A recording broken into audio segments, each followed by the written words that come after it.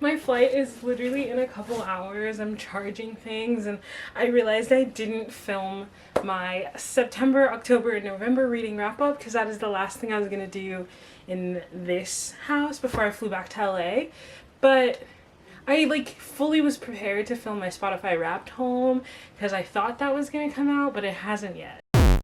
Hey, what's up everyone? My name is Frankie W and welcome back to my life. Today we're filming my September, October, and November reading wrap up. I only have 3 physical books and the other 2 were audio, but yeah, I read 5 books in 3 months and I thought I'd talk about them really quickly. And then I also have a baby haul for books that I recently purchased. So Thanksgiving happened. Happy Thanksgiving, happy Turkey Day. Hope you're thankful for the people around you. Okay, my September wrap up starts with Know My Name by Chanel Miller. This book I ordered off of Amazon and the seller said it was used lightly and in good condition.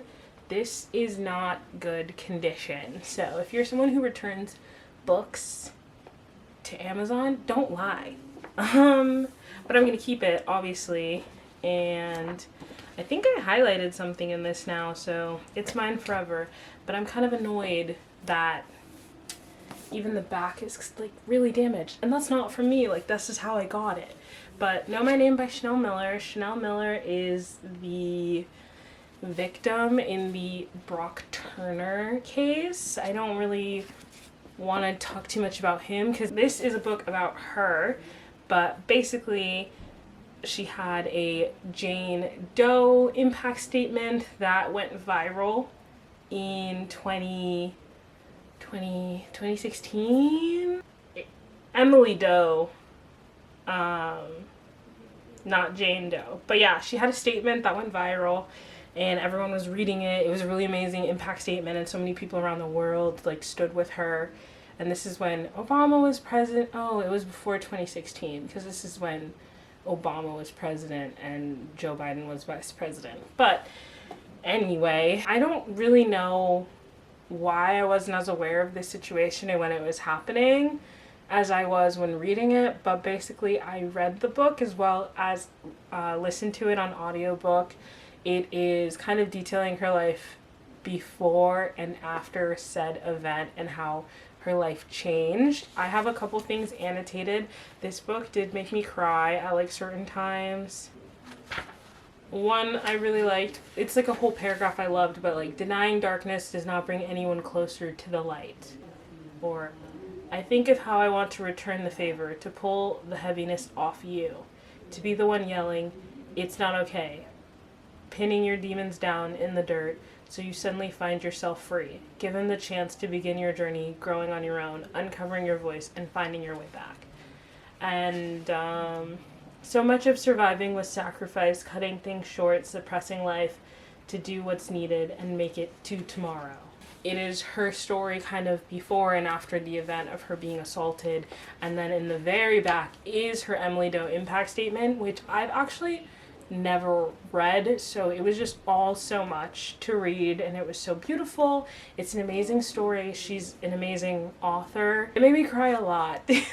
Listening to this while working is the worst decision ever, but a lot of the times when I'm typing on my computer or writing emails, listening to an audiobook is how I read, and this book just emotionally wrecked me for a month. But I was truly in a really good headspace when I started it, and I was in a good headspace when I ended it, so it didn't trigger me in a way, if that's I guess is the best way to say it. But one of the reasons that I decided to read this is because of actually Jeanette McCurdy's I'm Glad My Mom Died with Cindy, who is a booktuber that I've been watching for a really long time. She said that if you like Jeanette McCurdy's I'm Glad My Mom Died, you would like this book. And she was right. I really loved this book. This was so amazing and introspective. I gave it a 5-star. After Know My Name by Chanel Miller, I actually did a little bit of a palette cleanser because in October I went to Cinespia, which was really cool. So the last and only other book I read this month is Coraline. So I think everyone knows the movie Coraline, but it was actually based off of a book. The book is really short, honestly. And to be completely frank and fair, I did not know about the allegations and issues with the author of the book before I listened to it. I know them now, and I'm aware of them now. And icky. Why can't people just be normal?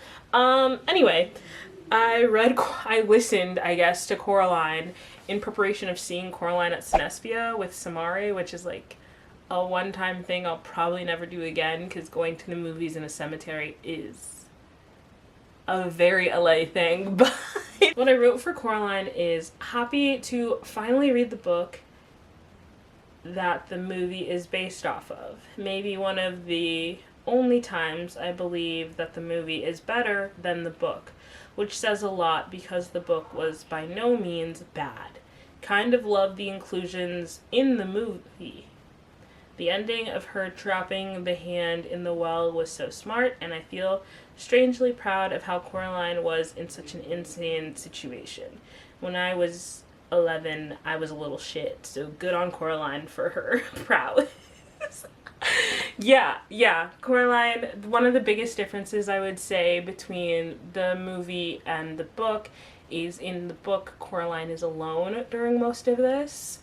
And during the movie, she has YB as, like, someone to play off of. And when she escapes, it's, like, pretty simple. But in the book, when she escapes, the hand escapes with her and tries to steal the key from her. So she has to trap the hand in the well. And it's really, really good. It's so good. I loved the book. I love the movie. I love the book. It was just a really good time. And I think I'll just insert clips from Cinespia because seeing Coraline was so cool. The other mother, the voice of the other mother was there. They had Elle Fanning do a little video intro because she is the voice of Coraline, and it was all amazing.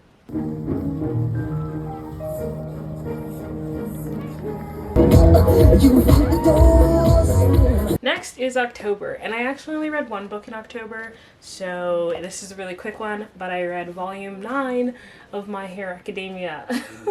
Volume 9 is during the summer camp when they are attacked. Spoiler, oh my god. Well, it says it on, I don't know if it's a spoiler per se if you've read the other ones, but it says it on the back, and the cover kind of gives that away too, so sorry.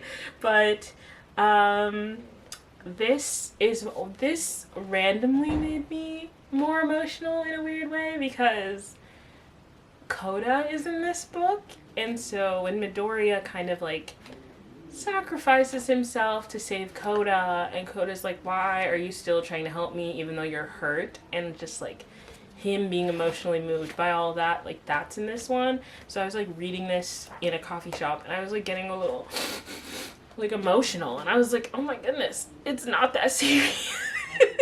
But yeah, this was volume 9 of My Hero Academia. And now we're in November. So November, I kind of expected myself to read a little bit more than I did, but I read My Hero Academia Volume 10, which is when I guess officially All for One is introduced into the series, which is really cool. Those are his hands at the top and bottom, because he's like the big bad villain who's kind of just been an idea this whole time, and we see just like a fraction of his power and his might in this one, which is really cool. I don't know what else to say about My Hero Academia. I'm fully caught up on the show, so I just know where we're going to end up, and I'm so excited to continue to read to get there. And there are tiny differences between the manga and the show. I really like this manga. I really like this series. I've said it a couple times. So yeah, that's My Hero Academia Volume 10. The only other thing I read this month was Constance Wu's Making a Scene, which is actually one of the books that I wanted to read, one of the audiobooks I had in my checklist. I don't remember if that's one of the books I mentioned in the 10 books I want to read in 2024 video, but I did in this notebook at least. I made a little phone, iPod, something to listen to audio with. And Making a Scene by Constance Wu is on here. So that's 3 of the 5 audiobooks that I wrote down. I can actually put a little check mark next to this one as well. Cool. I actually had no idea, especially now as someone who works a little bit more in Hollywood, I had no idea that there was this common theme idea that Constance Wu is difficult to work with. I've always thought that she is an amazing actress and a really cool, like, I love Crazy Rich Asians. I never really watched Fresh Off the Boat, but I love Constance Wu, so I never knew that there was kind of discontent or discord about her.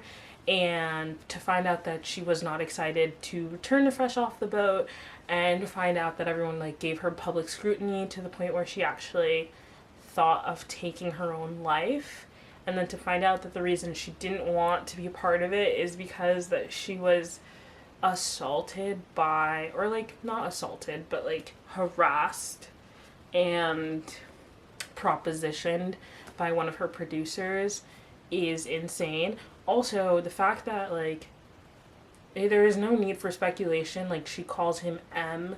There's only one producer with the name M, and it's the one that she doesn't follow on Instagram, so it's like you kind of already know who the person is, and like even though she forgives him, and I don't know, I still think he's an icky person. Ugh. Ew. But anyway, it was a really interesting memoir because the way that she did it was like a series of essays. The book is not linear, so she talks about her fresh off the boat days and how she was assaulted. She also talks about how she was taken advantage of in an intimate way.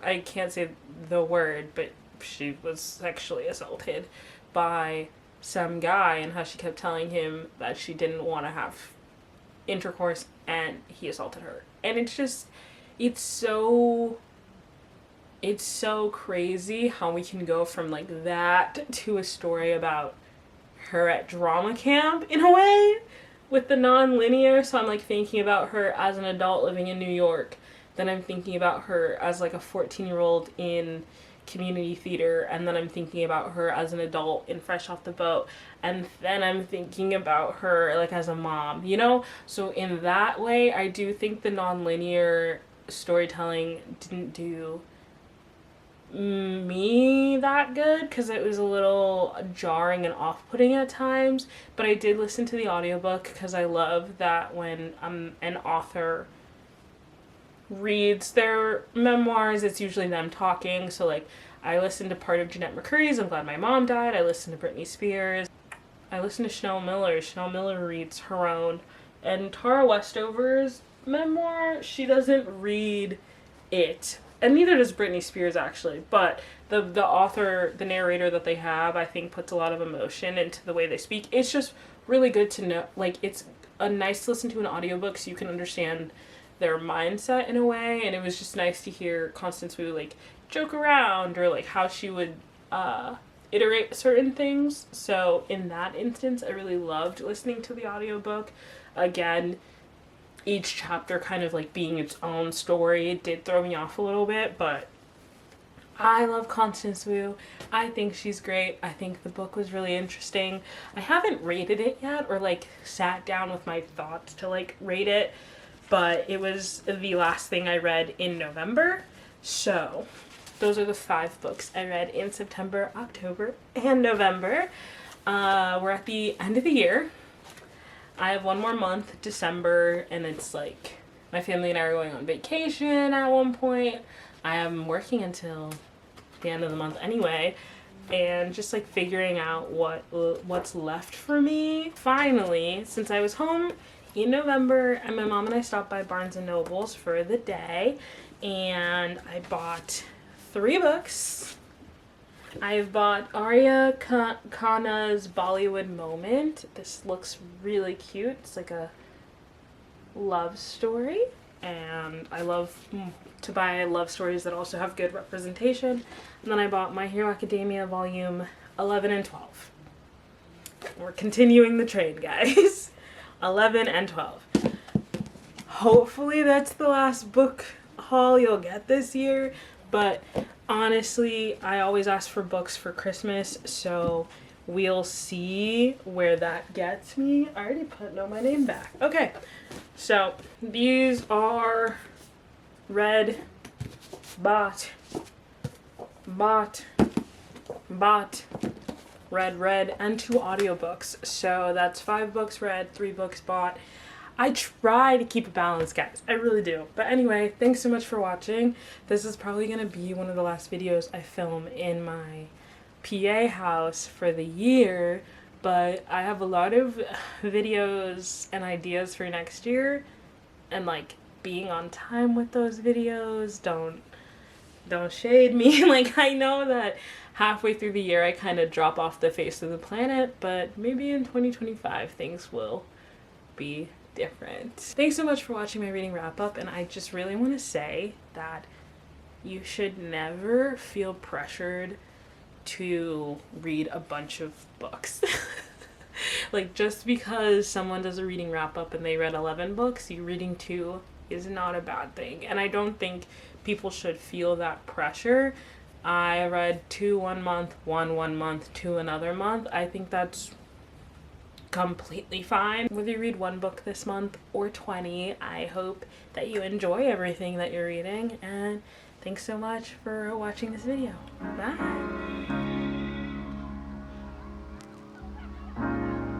You have to be your biggest fan, and when things are really tough and they're really rough and nothing's working, but there's something inside of you that says, I just have to follow that, because you don't know who you're going to meet.